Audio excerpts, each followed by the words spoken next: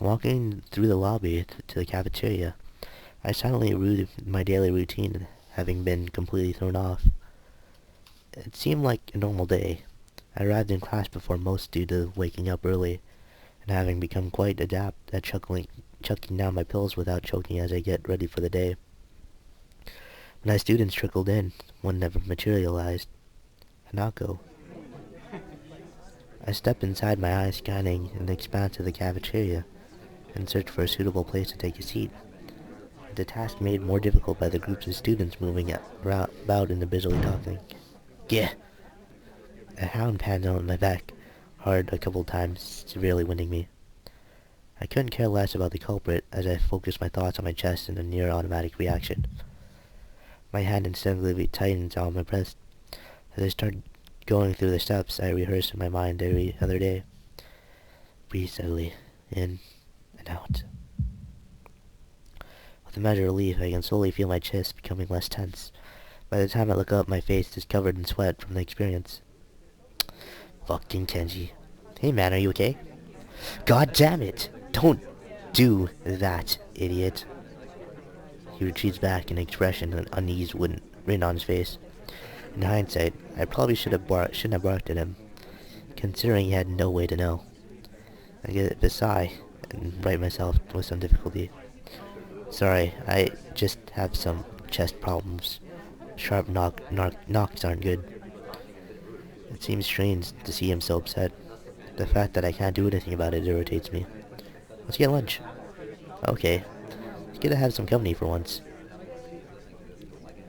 You start off with the serving line.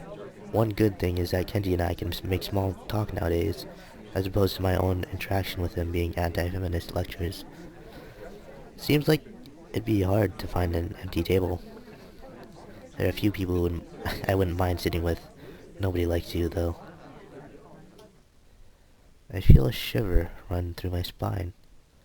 Clarify that now?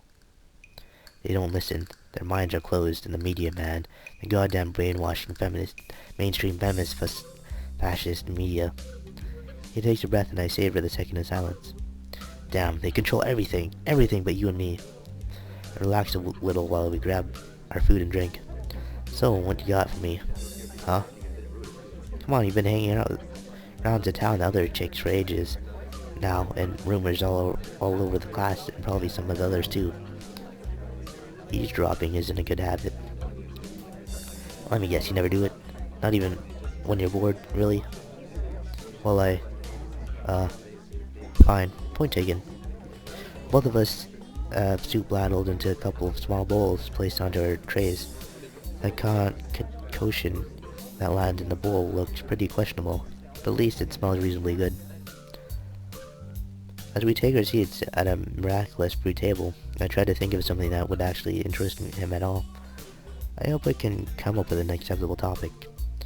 I found an answer to the question you asked a couple weeks back, where Lily's non-Japanese half comes from, that is. Good man, it's Russia, right? It's totally Russia. Scotland. He visibly stopped in his tracks. Scotland? Yeah, that was my reaction too. She can speak English fluently and everything. Damn it! Do you realize what this means? How terrifying this news is to me? I think he's hyperventilating. Passing out for a little while would probably make him more relaxed than he normally is.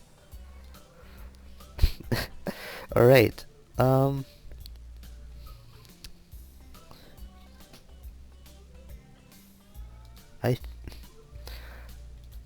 this probably isn't really, this really isn't like a, this probably doesn't matter either way.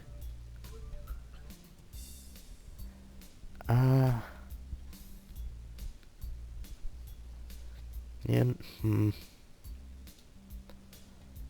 I, this doesn't matter either way, because it's just Kenji, and we all know Kenji about Kenji. I think we'll just humor him. I have no idea what it means. Enlighten me. I just lost 1,000 yen, man. 1,000 yen. Damn, this is the worst day ever. You're kidding me. You made a bet on her nationality? One of the dudes in my class was bugging me about it. I gave him some sort of my wisdom, and he had an audacity to make my logic was wrong. So, what did he think? Germany or something.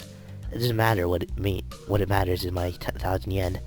Damn, his day is ruined thanks to her. What a bitch. He looked utterly devastated as he wolfed down severely clumps of soggy soy-soaked rice. It only takes a few mouthfuls before he pokes his chopsticks at me, stabbing the air repeatedly in elevation. Why, didn't your mother ever tell you not to speak with your mouth full? He gives me a dirty look before choking down the rest of the food left in his mouth and taking a gulp of juice. It's rather unsatisfying, unsightly. Remembering my own food sitting in front of me, I decided to get to the task of eating the cafeteria food over and done with as fast as possible. The sooner I do so, the sooner the expense will be over. So I was saying, why would anyone want to live in the place anyway? I mean, what is there to see? Grassy plains? That's it. Lots and lots of grassy plains. Remember when we were talking about Hasao's favorite color? Grassy plains? As men in kilts. I'm not sure which is worse, the food or his worldview. I can feel my face being dragged down by their combined weight. Not that he noticed or cared. It's not that bad. Why do you care about her so much anyway? She's just your class representative after all. It's not like you like her or anything.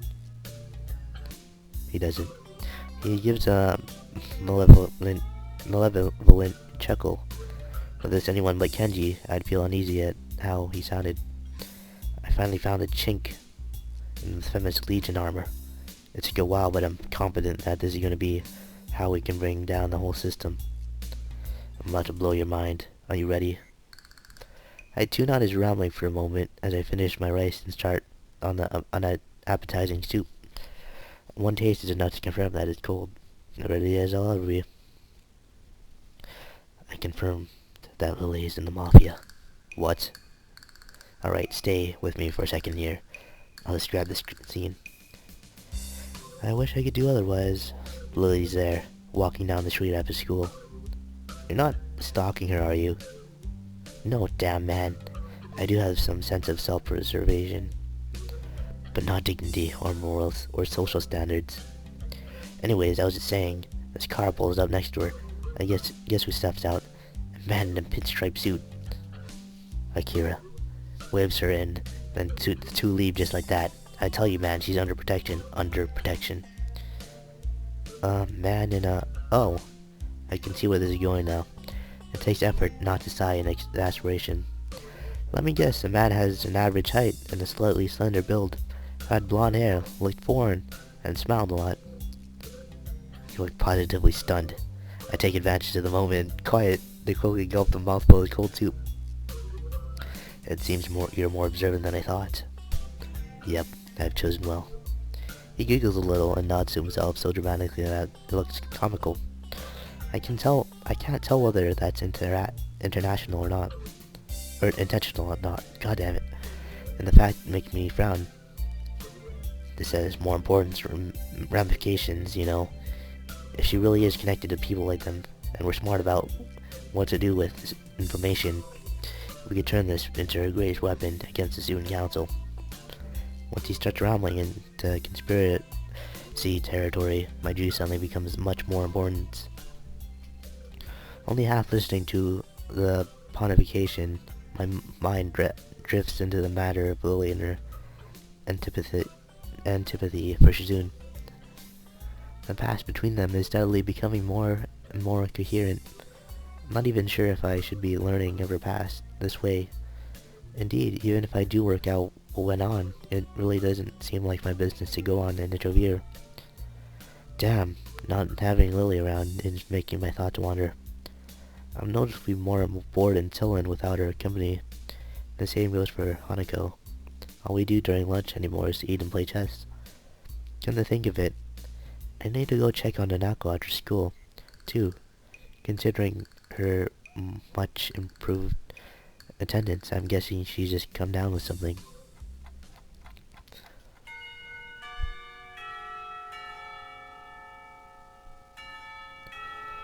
Oh, Nikai? I stop as I'm about to leave the classroom, turning on the ball of my heel to meet Matao. He's holding out a couple of my worksheets he'd worked on during the day of his long, lanky arm. Would you mind giving these to Ikazawa? I normally ask one of the girls to do it, but I assure you'll be checking on her. For a moment I briefly consider this possibility that being more than an innocent prediction, and quickly discard the idea though. It is hard to think of him acting in such machiavellian way. It's not it's not in his nature. Sure, no problem.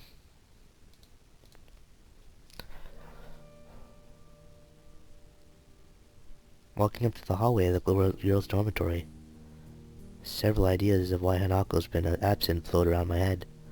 The most obvious of them is just a simple cold. That said, she may not be sick at all. It's been almost a week since Lily left, and despite her at least appearing to be normal, I've suspected she's somewhat more insecure about it than she's letting on. Eventually I came to Hanako's dormitory room. It's simple brown separating us.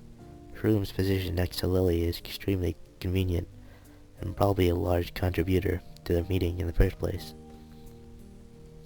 Grimacing slightly at the prospect of her being sick, I rap my knuckles on the door. Silence. I listen intently for any sound of shuffling coming from the inside, but I can't hear a thing. I knock on the door again, slightly harder. Still no answer. How strange.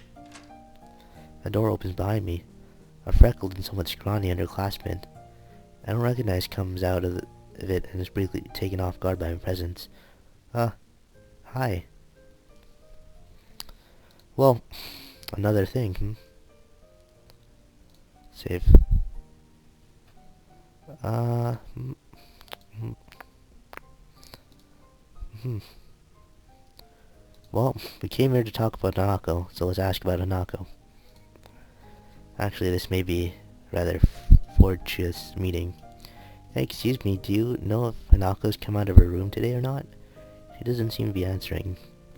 Ikizawa is Ikizawa. Her not answering the door is totally normal. That tall foreign girl is the only person she'll ever talk to after all. Where have you been, dude? We've been hanging out with Hanako, like, for years. Not years.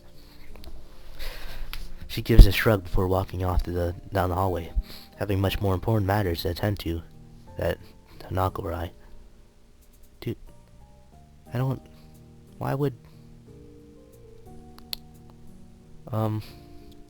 That was like that was really pointless. That was really pointless, like, choose your own thing. Her dismissive attitude annoys me. Hanako must have a reputation as a hermit, a reputation that doesn't seem outright undeserved, at least in the time before we met.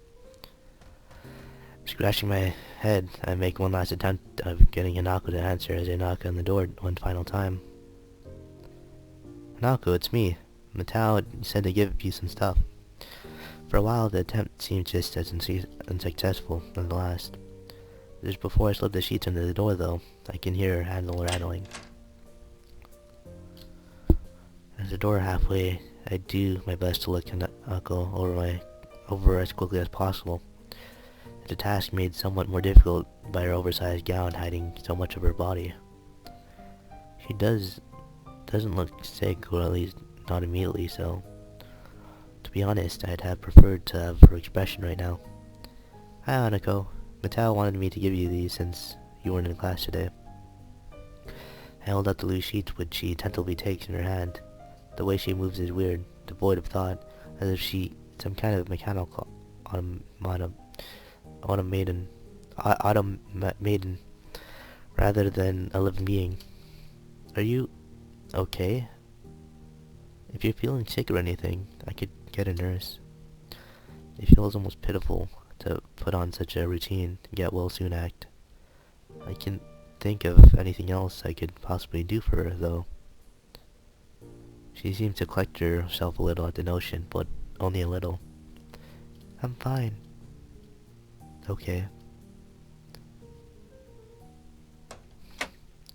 An awkward silence follows, eventually ended up by her nodding solemnly, in farewell and closing the door. The entire experience feels surreal. Her, probably her birthday. More than a little put off, I wander back to my room and hope that she'll be better by tomorrow, despite not knowing exactly what's wrong with her.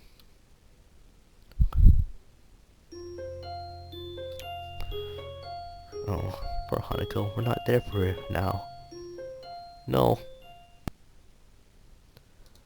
Once again, I find myself in front of Hanako's door after another of her unexplained absences from class. Nothing. Considering this is the second day in a row she's been like this, I'm starting to worry about her. Summoning up my willpower, I decided to try at least one way to get her to respond. Hanako, if you don't say anything, I'll go get the nurse for you. Go away. What? It's hard to tell whether her tone's one of depression, anger, or both. What in the world can I actually do to help her, if she doesn't even want to help? The message is clear, though. Clear enough. I can't just leave her like this, though. Just sitting in her room for days on end. Rubbing my temples in thought, I withdraw to my own room to think about how to proceed. Rationality is what's needed here, as an overreaction may just make matters worse. I dig around the drawer after drawer of my desk looking for where I put the damn piece of paper. Before she left, Lily told me the number to call her while in Scotland. I wrote it down. Now that I need it though, the damn thing is... here. I probably should have entered it directly into my cell phone, come to think of it. Without further ado, I enter the number anxiously, press the call button. The fact that the phone rings at all shows that I got a prefix for a call. To Scotland, right at least. I've never made an international call before, so that's some comfort.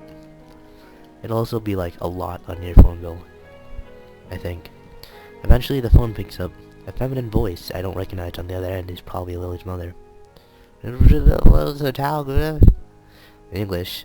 Suddenly finding myself unprepared, I realize I can't understand a word she says, either due to my limited vocabulary or her heavy accent. I should have anticipated this, since, according to Lily, her mother is a native Scot. I told her I soldier on in the hope that she must know some Japanese, considering it's her daughter's native language. It's Hisao Nikai speaking. An enthusiastic sound of realization can be heard from as she recognizes the language. My feeling of relief immense. Ah, you must be one of Lily's friends from school, correct?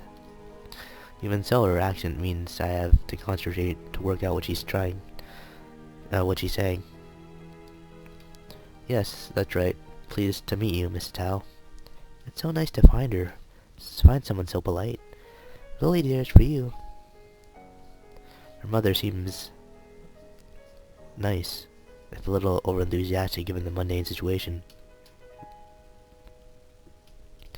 There's a small silence as Lily takes their time getting to the phone. In the distance, I can just make out her mother scolding her playfully for just getting up.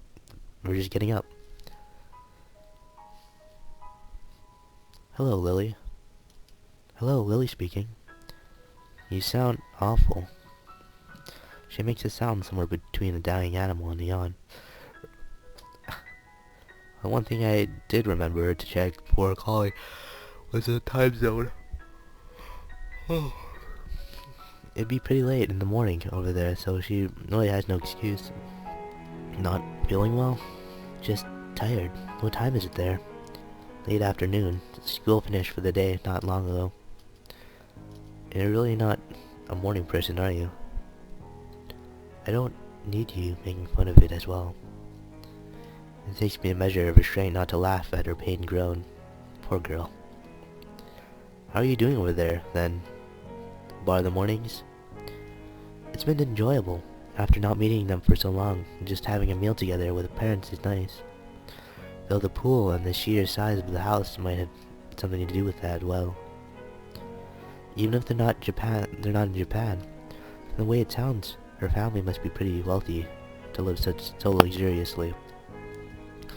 Are things alright with you and Anako? Damn. I was hoping that wouldn't be brought up quite so quickly. I take a moment to try and sort out exactly how to describe the situation without causing her undue worry. When she picks up on that without a word being said. Hanako is not well, is she? How did you know?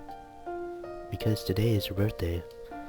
I hope she might have gone at least a little better after coming to know you, but how is she now? She missed school yesterday and seemed out of sorts when I checked up on her today. She missed school again and just told me to go away.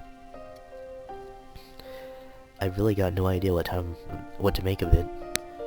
Has this happened in the past? Is it related to her scarrings in some way? Unfortunately so. Roughly the same thing happened last year when her birthday came up. As far as I can tell, it's because her parents died in an accident that caused her scarring, and now Naoko blames herself for their deaths. What she says does seem to make sense. If she's blaming herself on her birthday, she may well be ruining that she was ever born. The fact that Lily seems so in the dark about it though, almost to the extent that I am, is a surprise. So that's why she lives in the student dormitories as well. Has she told you any more about the accident? As close as we've come, she's barely told me anything about what happened. What I know about it is largely conjecture. Yep. She sounds depressed, almost defeated. Considering the trauma of Hanako must have gone through, I really can't fault Lily for not knowing. Nevertheless, she still seems to consider it a personal failing.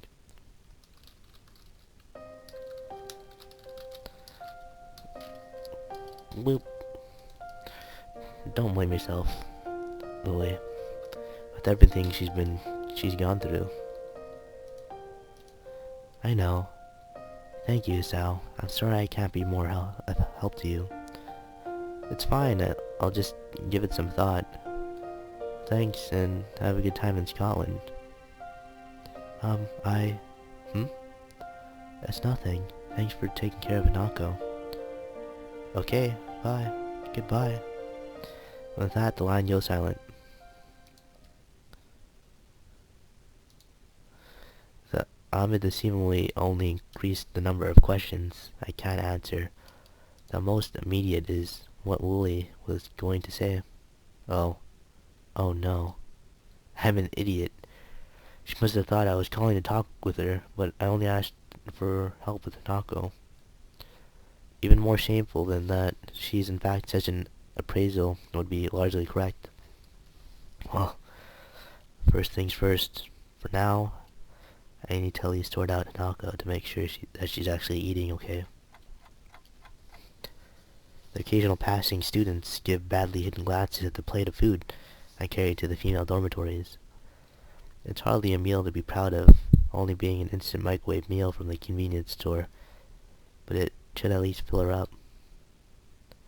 Eventually I arrive outside the room, after having a word of a couple of girls who jokingly tried to pilfer the food I'd taken so long to procure.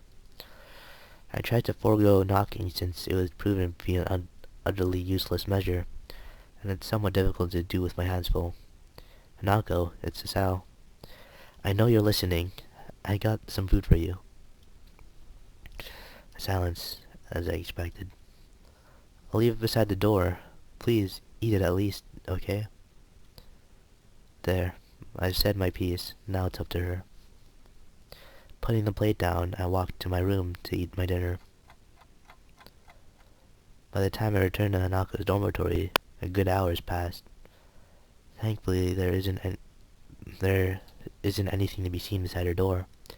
I walk back at least somewhat happier that she's eating. If she intended to get through this by herself, then being able to help, even if it's just in such a small way, is at least something.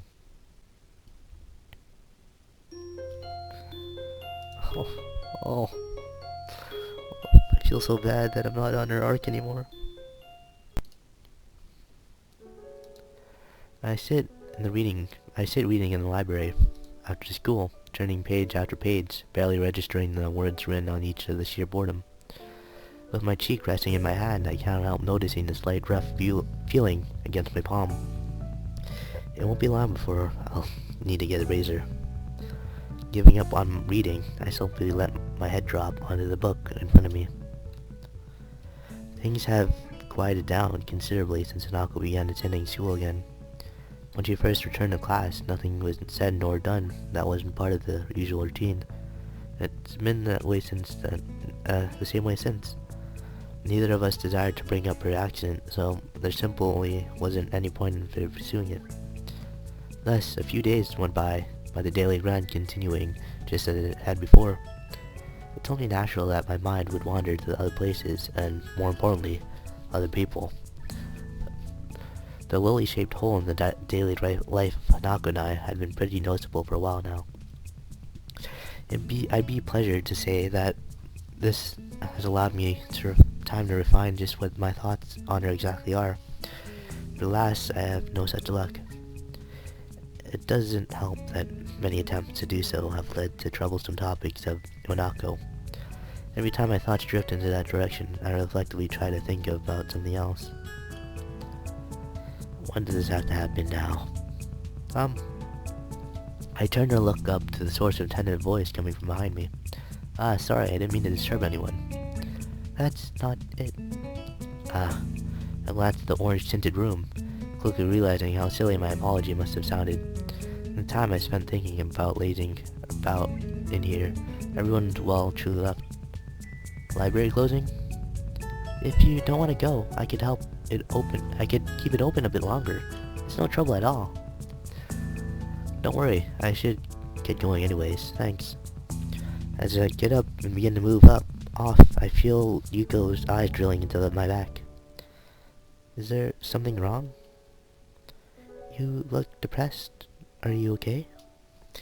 Yuko nervously twists her fingers as she says this.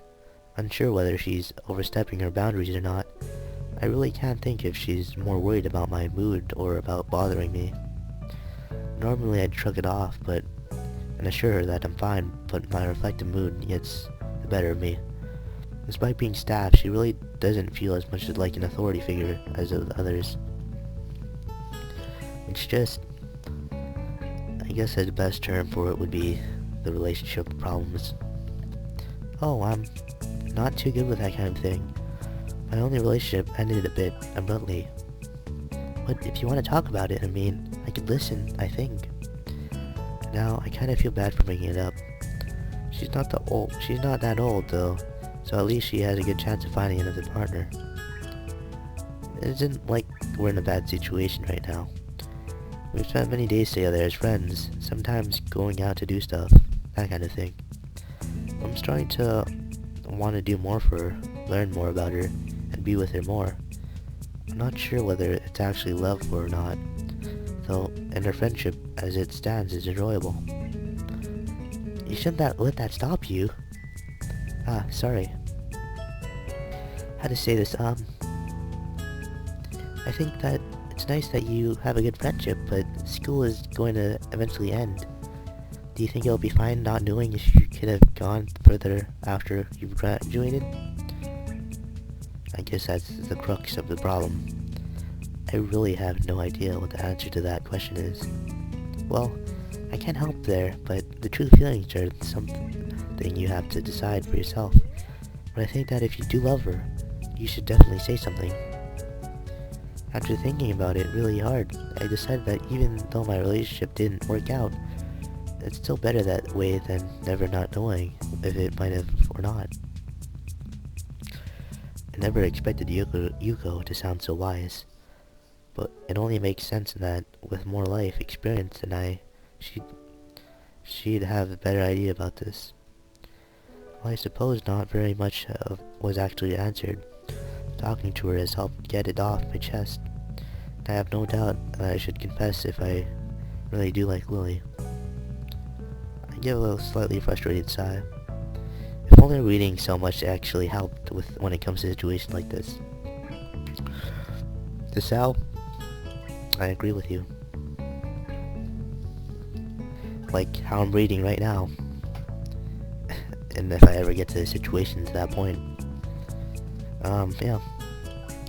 She gives a girlish giggle, which only reinforces my view of her being different from the usual staff here.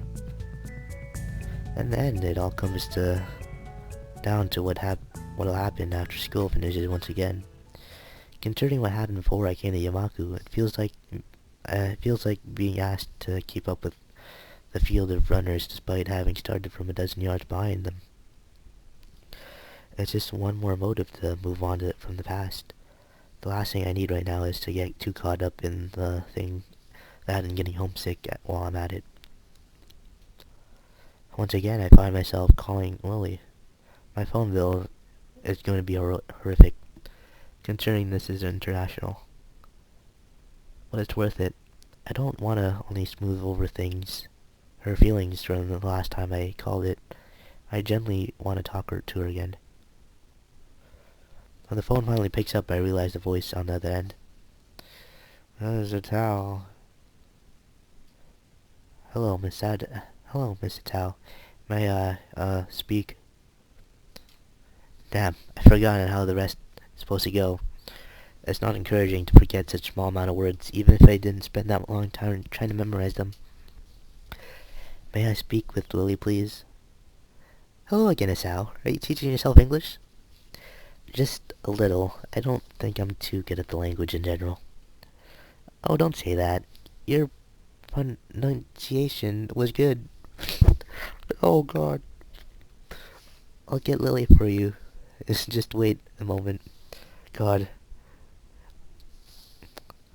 I obediently wait as she goes off in search for Lily. The other end going silent. Eventually, a much more awake sound of Lily than last time answers. The time over there being past noon by now. Sal, are you there? Yeah, I'm here. Hi. Good afternoon. Sorry for taking so long. I was outside in the garden. Gardening? Unfortunately, I found I'm no good at it, so I just smell the flowers. I think my fingers appreciate it more.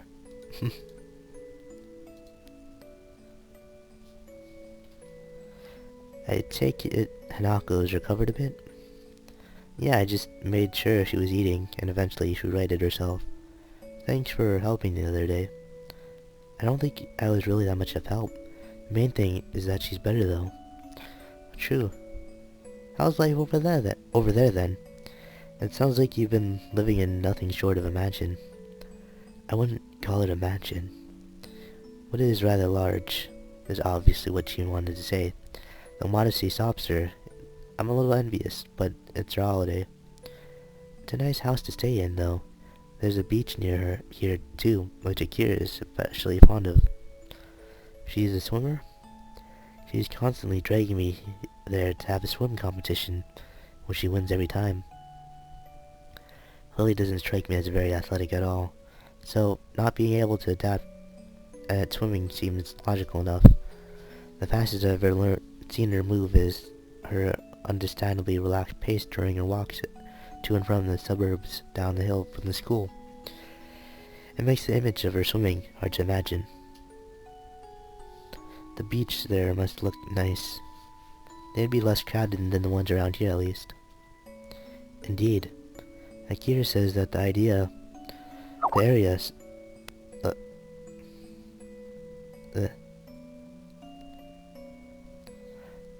looks beautiful, but it's so far outside the city.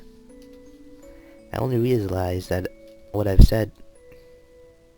Sorry, just gonna... yeah.